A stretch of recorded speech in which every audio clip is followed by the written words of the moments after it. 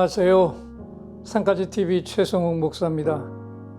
인간이 저지른 죄와 그 죄를 심판하는 벌은 언제나 둘이 아니고 하나라는 걸 아시지요? 또 하나, 죄와 심판의 벌의 이야기가 언제나 더 큰 사랑 이야기의 한 부분이라는 것도 알고 계신가요? 성경은 하나님의 진노가 극에 달할 그때에도 그 심판의 벌 이후에 반드시 따라오게 될 회복과 구원의 이야기를 절대로 빼놓지를 않으셨어요. 그렇기에 우리가 지금 절망의 구렁텅이 속에 빠져 있어도 그 구덩이에서 반드시 다시 회복시켜 일으켜 주실 거라는 이 찐 소망을 잃지 않도록 사랑의 하나님이 이 시간에도 우리를 돕고 계신다는 역사적 진실입니다. 그래서 우리 믿는 자들은 지금의 걱정과 두려움과 염려를 즉시 내려놓고 대한민국의 앞날을 하나님의 가치로 회복시켜 주실 하나님을 향해 흔들리지 않는 찐 소망을 가지고 하나님이 직접 움직여 주시도록 하는 이 기도에 온전히 하나가 되어야 하지 않을까요? 하여서 금주 한 주 한 입 레마는 찐 소망인가요? 입니다. 마지막에 당신이 지쳐서 기도할 수 없고 누군가 널 위해 기도하네를 산까치와 함께 불렀습니다. 한 주 한 입 레마입니다. 찐 소망인가요? 예레미야 16장 18절의 말씀입니다. 내가 우선 그들의 악과 죄를 배나 갚을 것은 그들이 그 미운 물건의 시체로 내 땅을 더럽히며 그들의 가증한 것으로 내 기업에 가득하게 하였음이라. 인형은 인간이 만든 사람의 형상이죠. 사람이 자기 모양을 본따 만들었으니까요. 그래서 사람이 없었다면 인형도 없었겠고요. 또 사랑을 하지 않는다면 인형을 만들 까닭도 없었겠지요. 우리는 사랑하는 자녀들에게 인형을 선물했었잖아요. 그러면 아이들은 그 인형을 마치 사람처럼 귀하게 여기고 사랑을 주며 그 인형들과 함께 행복한 시간을 보내고요. 그 인형과 보내는 시간이 길어질수록 인형에 대한 애착이 커지게 되고 그 인형을 소중하게 여긴 나머지 버리는 일이 절대로 없게 됩니다. 그렇다면 아이들이 생명이 없는 인형조차 그렇게 소중하게 여긴다면 인간을 손수 빚어 만들고 자신의 영을 부어주신 하나님의 마음은 어떤 마음이실까요? 그렇게 인간을 지으신 하나님이 그 인간이 죄악을 범했다고 벌하고 심판하시는 이것이 하나님의 맨 마지막 엔딩일까요? 여기서 중요한 것 하나를 말해 봅니다. 인간이 저지른 죄와 그 죄를 심판하는 벌은 언제나 둘이 아니고 하나라는 걸 아시죠? 인간의 죄는 결코 그냥 없어져 버리는 법이 없습니다. 어떤 죄든지 그 죄를 저지르는 순간엔 언제나 심판의 벌도 잉태하게 된 거라서 이 죄는 반드시 그 죄값을 치를 때만 용서가 이루어집니다. 그러면 죄 중에서 가장 큰 죄가 뭘까요? 죄 중에 죄가 대역죄라는 걸 아시지요? 대역죄, 백성과 신하인데 자신들의 왕을 거부하는 죄라서 이 죄는 다른 어떤 죄보다 더 큰 심판을 받게 되고 때론 결코 용서를 받지 못하기도 합니다. 하나님은 공의의 하나님이시지만 동시에 사랑의 하나님이시라서요. 죄악을 절대로 가볍게 여기질 않으시고 죄인은 용서하지만 그 죄값은 반드시 치르도록 요구를 하십니다. 그래서 타락한 이스라엘 백성들에게 그 죄값을 매기셨고 배나 갚도록 하셨는데 그 이유가 뭐였죠? 가나안 온 땅을 우상으로 뒤덮어버린 것에 크게 진노하셨기 때문이었죠.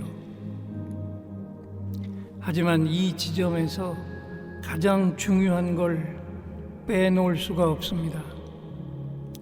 죄와 심판의 벌의 이야기가 언제나 더 큰 사랑 이야기의 한 부분이라는 걸 알고 계신가요? 왜일까요? 죄를 짓는다는 게 사랑이 식은 까닭이라면 그 죄를 심판하시는 벌도 그 죄인을 사랑하시기 때문이 아닌가요? 그래서 성경은 하나님의 진노가 극에 달할 그때에도 그 심판의 벌 이후에 반드시 따라오게 될 회복과 구원의 이야기를 절대로 빼놓질 않으셨어요. 그렇기 때문에 심판의 벌은 언제나 역설적으로 반드시 다가올 하나님 사랑 회복의 예고편이었다는 사실입니다. 하나님이 예레미야를 통해서 새로운 약속을 선포하게 하십니다. 이 백성들이 이제 포로 생활 70년을 마치고 돌아오게 될 텐데 그렇게 돌아오게 되면 너희가 나를 두고 맹세하는 방식이 바뀌게 될 거야. 이게 무슨 말씀일까요? 하나님은 더 이상 출애굽의 하나님이 아니시며 출바벨론의 하나님이 될 것이라는 약속이었죠. 그런데 너무 놀랍지 않나요? 예고해 주신 포로 생활은 아직 시작이 되지도 않았는데 새로운 회복의 약속까지 미리 알려주고 계셨다는 놀라운 사실입니다.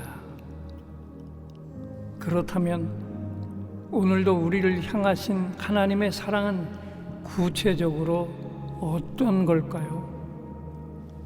우리가 지금 절망의 구렁텅이 속에 빠져 있어도 그 구덩이에서 반드시 다시 일으켜 회복시켜 주실 거라는 이 찐 소망을 잃어버리지 않도록 사랑의 하나님이 이 시간에도 우리를 돕고 계신다는 역사적 진실입니다.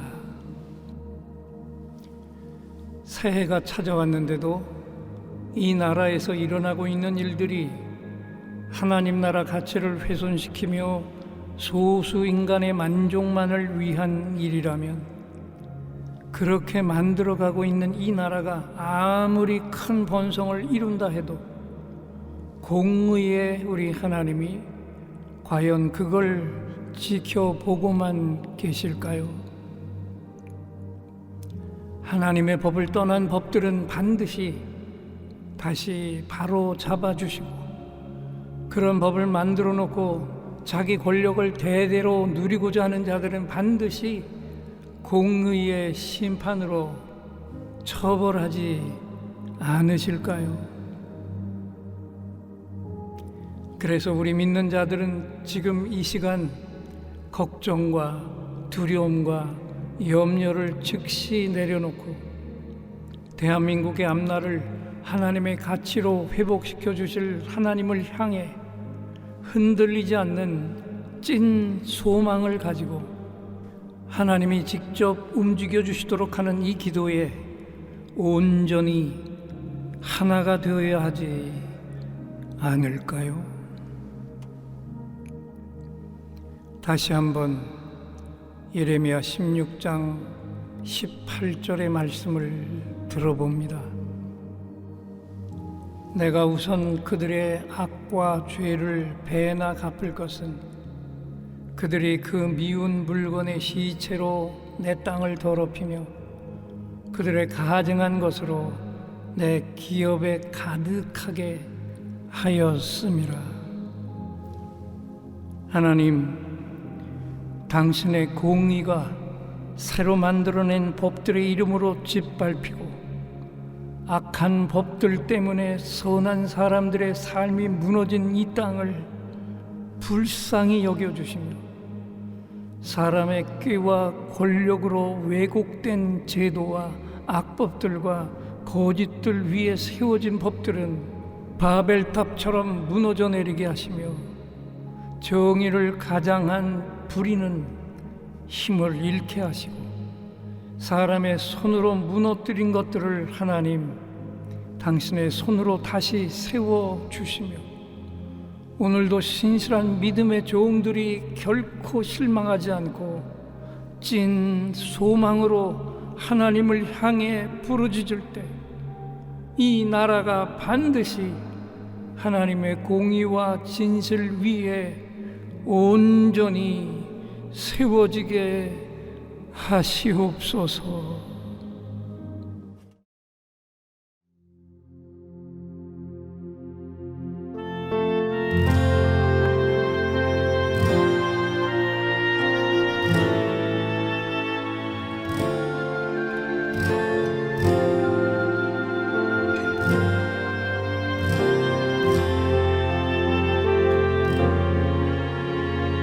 당신 지쳐서 기도할 수 없고 눈물이 빗물처럼 흘러내릴 때 주님은 아시네 당신의 약함을 사랑으로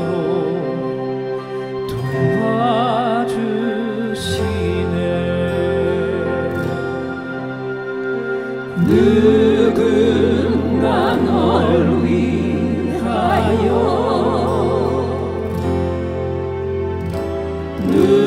누군가 기도하네. 내가 홀로 외로워서 마음이 무너질 때 누군가 널 위해 기도하네. 당신이 외로이 홀로 남았을 때 당신은 누구에게 위로를 받나. 주님은 아시네 당신의 마음을 그대 홀로 잊지 못함을 조용히 그대 위해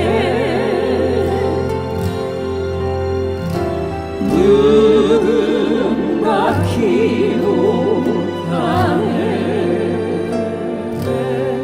내가 홀로 외로워서 마음이 무너질 때 누군가 널 위해 기도하네.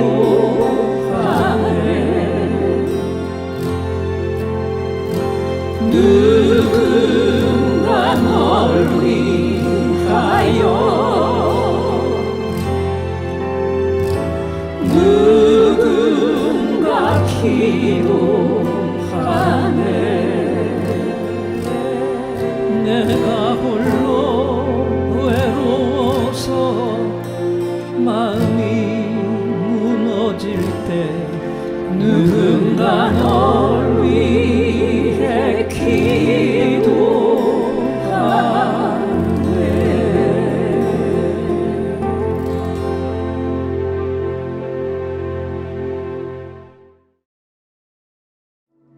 제가 35년간 목회한 예인교회를 3년 전에 은퇴를 하고 치유 집회를 계속하고 있는데요.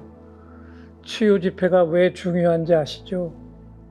일단 짧은 몇 마디 명령 기도에 자기 몸이 움직이고 통증이 떠나는 걸 경험한 분들은 살아계신 하나님이 내 몸을 직접 터치해 주셨다는 확신을 갖게 되고요.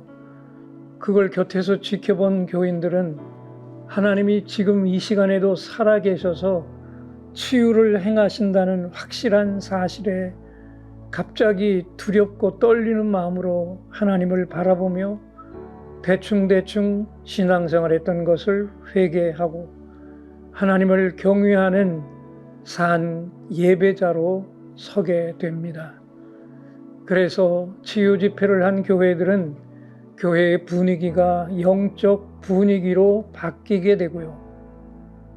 살아계신 하나님이 직접 안수하여 세워주신 담임 목사님을 하나님의 찐 종으로 여기며 앙금이 있던 것들을 다 털어내고 목사님의 진실한 목회 파트너로 서게 되면서 담임 목사님의 하루하루가 기쁨과 감격과 행복이 넘치는 삶으로 바뀌게 된다는 놀라운 사실입니다. 저는 은퇴를 하고는 규모가 작은 교회를 찾아가 치유 집회를 행하며 교회가 바뀌는 모습을 바라보면서 너무 행복한 시간들을 보내고 있습니다. 성장이 멈춘 교회가 다시 살아나서 목회자와 교인들의 영적 교감이 충만한 교회가 되고 목회가 날마다 기쁨으로 넘쳐나기를 원하시는 목회자께서는 주저하지 마시고 전화부터 주십시오. 거리를 따지지 않고 산까지 아내와 함께 달려가 교회를 살려 일으키는 일에 온몸을 던져 헌신하겠습니다. 사례비는 걱정하지 마시고 전화부터 주십시오.